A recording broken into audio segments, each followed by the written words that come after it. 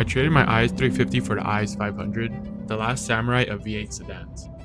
And after 10,000 miles of rev heaven and gas guzzling hell, I'm finally ready to tell you if it was worth it.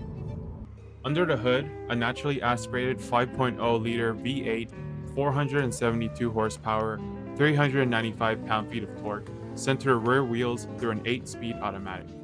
0 to 60 in about 4.4 seconds, so no, this isn't your polite commuter anymore, this is Lexus's mic drop. And why I swapped the IS 350 for the IS 500? Don't get me wrong, driving the IS 350 was a dream, I loved it, but here's what happened.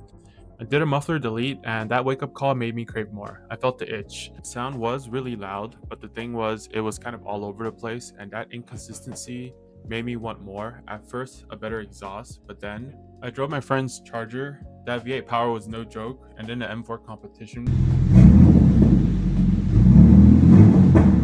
And once you feel that kind of power, the kind of responds immediately, it's hard to forget it. The urge doesn't go away, and you start wanting more at the tip of your toes, more sitting right there in your hands. So I start asking, if I'm gonna live life in a fast lane, why not in a car that feels it? The IS 500 being the last of the V8 sedans from Lexus, for this line at least, hit that spot. The IS 350 is great, it has enough power but just enough. You floor it and there's a brief moment where you're waiting for the speed to catch up, but the IS 500 is different, you don't question it. You're not really gassing it, but you know there's a deep reserve behind every input, more than you'll ever use on the street. And honestly, just knowing it's there, that's addictive. So I hunted for weeks. I wanted the same exact color as my IS 350, which was atomic silver with the red interior. So I was looking for low mileage examples under 60k and I finally found one and I shipped it here. I almost bought one from Florida. Everything looked perfect on paper, but last minute I realized I'd been wrong about the color the whole time. I always thought my color was iridium because there's another color called atomic silver and the other one looked more silver to me, but turns out I had it backwards. My car is actually atomic silver and the one I almost bought was iridium. They're insanely close, but once you see them side by side, iridium is definitely the brighter silver. That first ignition, first drive, first time you press start, the V8 doesn't so much fire up as growl awake. The whole cabin does that subtle tremor thing like it's stretching after a long nap, and even at idle you hear a faint pulse, that deep ba-da-da-da-da, Yamaha tuned Lexus soundtrack that traces back to the LFA. Yeah, this engine is a descendant of the same 5.0 liter from the RCF and the LC 500. And when you reverse, you feel that burble through the seat, you can hear that hum, but not that polite hum the 350 had. It's deeper, angrier, and weirdly calming.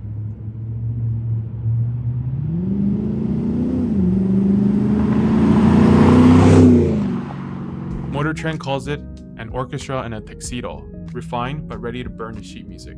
And they weren't kidding. When you hit 3.5k RPMs, it sings, but past 5k, it screams. You don't get that fake piped in audio either, you do have the option to, but this is all mechanical, raw, and a little addictive. I found myself on the freeway ramps just for another hit. My girlfriend hates that part. But seriously, it's great to know that you just have this kind of power at the tip of your toes. It idles like a calm lion breathing through chrome lungs. The IS 350 made me feel responsible, the IS 500 makes me feel like I just might be able to run from the cops. Don't do that though. The sound actually changes character through drive modes. In normal, it's polite. In Sport Plus, it's a full sermon. It's Lexus reminding you that restraint is optional. A muffler delete was a gateway drug. The IS 500's V8 is the full-blown addiction, and the side effect is happiness.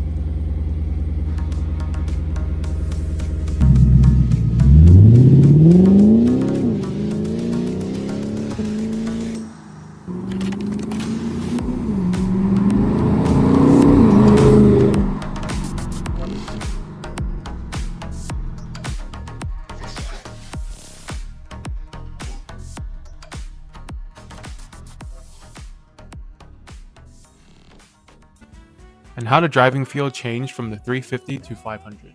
And here's where the IS 500 gets interesting. On paper, people just think it's more power, same chassis, but behind the wheel, it's a totally different animal. Lexus retuned the suspension, stiffer springs, revised dampers, thicker anti-roll bars, and gave it that Torsen limited slip diff. You feel it every time you exit a corner, the rear wheels hook up cleaner, less drama than you expect from 472 horsepower going to just the back wheels. Yet, it's still heavy, definitely front heavy. You feel the nose push when you overcook an entry. Car and driver said it handles with precision, but physics still applies. And they're right. You don't drive this car like an M3, you flow with it. It's balanced by persuasion, not brute force. And when you learn how that weight transfers, brake just enough, let it settle, the car rewards you with buttery transitions, and that's the dance. You don't so much drive the IS 500 as negotiate with it, and it's a very persuasive car. Reviewers often call it the perfect daily canyon car. It's not track focused, it's emotion focused. It gives you enough edge to thrill you without punishing mistakes. It's not the sharpest scalpel, but it's one of the most honest ones left. The IS 350 asks nicely, the IS 500 shows up with boots, whiskey, and a grin. So what's it like to actually live with the IS 500? Honestly, surprisingly civilized.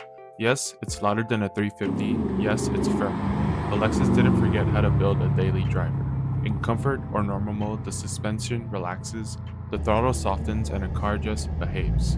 You can crawl through traffic, take phone calls, forget you're sitting on 472 horsepower until you don't. This is the part people don't talk about enough: size and visibility. The IS 500 isn't huge by modern standards, and that matters. You can actually place the car, tight parking spots, narrow streets, awkward curb angles, it never feels intimidating. And a 360 camera quietly becomes one of the best daily features. It turns stress into confidence, especially when you're protecting wide rear fenders and expensive wheels. And yes, it still feels special doing normal things. And inside, it's peak Lexus logic. The front seats are excellent, firm enough to hold you in place on canyon runs, but plush enough that you don't step out sore after an hour commute.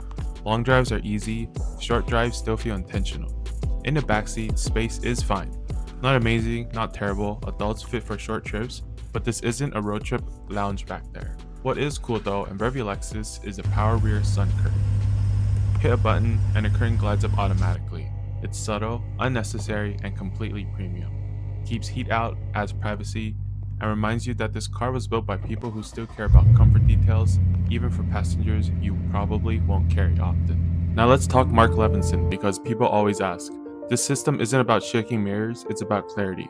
Bass is deep but controlled. Vocals are warm and highs never get sharp. It sounds especially good at low to medium volume, which is how you actually listen most of the time. It doesn't fatigue you, you can sit in traffic, music playing softly, engine humming underneath, and a car feels calm, not aggressive. That balance matters more than people think. Now let's talk about the elephant at the pump. EPA says 17 city, 25 highway. Real life, I'm averaging 15 to 16 mpg, drive it hard, and you'll see 12 without trying. At first, it stings, then you recalibrate, because every cold start reminds you why you accepted the trade. Maintenance wise, it's still Lexus, no weird quirks, no anxiety lights, the engine feels overbuilt, like it was designed to outlive the segment itself. Now here's my one real complaint, and it's small, but once you notice it, you can't unsee it. The sun visor. When you swing it to the side, you can't extend it. It's fixed. So depending on the sun angle, it sometimes blocks nothing. Which is wild because even my 2004 Honda Accord had a sliding extender. It's a tiny thing, but in a car this thoughtful everywhere else, it stands out. Sometimes, it really is the little things. A lot of people call the IS 500 old school, and they're not wrong, but that's the point. No turbos, no hybrid tricks, no fake sound, just a naturally aspirated V8, real buttons, real materials, and enough comfort that you don't resent it Monday through Friday. This car doesn't demand attention, it waits patiently, and when you're ready, it reminds you why you bought it. The price of admission is high, fuel bill included, but the show worth every second row sacrifice. Beyond the car, it's personal growth. This car changed the way I think about driving. It's not just speed, it's discipline. You learn to respect physics. Oversteer isn't chaos, it's communication. Before, I just hit sport and go. But now I actually listen to the car, feel how the weight's transferring.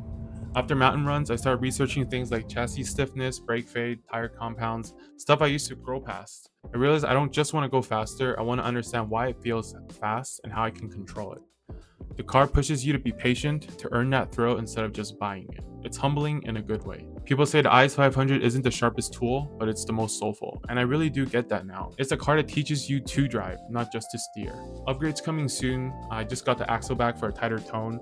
I'm gonna get some strut bars for some corner stability, and new brake pads to handle that downhill heat. Every mod has a reason, not just because it's cool, but because I can feel the difference. At first I wanted a faster car, now I just want to be a better driver, so the car doesn't laugh at me. The V8 was the trigger, the growth is the addiction. And let's talk about you in the driver's seat. Should you buy the IS 500? It depends. If you want a tight, razor-edge sports sedan that hugs every corner, this might not be it out the box. It's heavier, more relaxed, but its potential, huge. With the right mods, coilovers, tires, strut bars, it becomes a sleeper performance machine. If you value efficiency, practicality, and don't need the last hurrah of a naturally aspirated V8 in a sedan, the IS350 or something else is the smarter move. But if you want a car that's more than enough for the streets, with sounds and feels that give you goosebumps, the IS500 is a rare thing. A V8 sedan from a luxury brand that still cares about driver joy. So if you're asking, can I justify this? The answer is no. But if you're asking, can I live without it? Also no. At least not if you already know you'll regret not doing it. The IS500 is a reminder that logic pays bills, but passion writes the story. And if you're gonna write one, make the chapters loud, rich, and memorable. As always, thanks for watching. My name's J-Mode. Stay curious, stay sharp, and let me know. Did you ever think of getting IS500? What's your favorite car? Thanks for watching.